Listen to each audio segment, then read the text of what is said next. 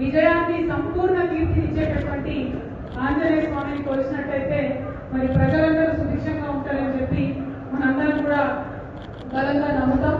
అందుకే తెలంగాణలో ప్రతి గ్రామంలో కూడా చౌరస్తా ఉంటే అక్కడ ఆంజనేయ గుడి ఉండడం అనేది పరిపాటిగా ఉంటుంది. కాబట్టి మరి కరోనా కష్ట సమయంలో తెలంగాణ ప్రజలందరూ కూడా సుభిక్షంగా ఉండాలంటే ఏం చేయాలని ఆలోచన చేసినప్పుడు ఇక్కడ కొండగట్టు ఆంజనేయ స్వామి దగ్గర దాసానుదాసుడుగా పనిచేస్తున్నటువంటి మన జితేంద్రయ్య గారు పెద్దయ్య గారు మరి ఆంజనేయ స్వామి పారాయణానికి మించినటువంటి మందు లేదు, మనం ఒక మంచి కార్యక్రమాన్ని చేయాలమ్మా అని సూచన చేస్తే ఆనాటి నుండి ఈనాటి వరకు కొండగట్టు అంజన్న సేవా సమితి అనే పేరుతోని మరి వారి జితేంద్రయ్య గారి నేతృత్వంలో అందరం కూడా మరి కార్యక్రమాన్ని ఆనాటి నుంచి దిగ్విజయంగా పూర్తి చేసుకుంటా ఉన్నాం.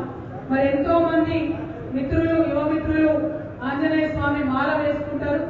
చాలా అద్భుతమైనటువంటి డిసిప్లిన్ నేర్పించేటటువంటి ఈ మాల వేలాది మంది మన తెలంగాణ యువకులు వేసుకోవడం జరుగుతుంది. అందుకని పోయినసారి కూడా కాశీలో వారణాసిలో సంకట మోచన హనుమాన్ ఆలయం అని చాలా